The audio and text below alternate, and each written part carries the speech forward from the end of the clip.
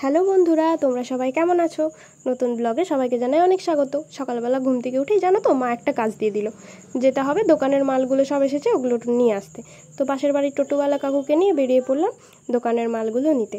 যাই হোক, জানো তো এই ওয়েদারটা এমন হয়েছে, একবার করে বৃষ্টি আসে, একবার করে খুব কড়া রোদ দেয়।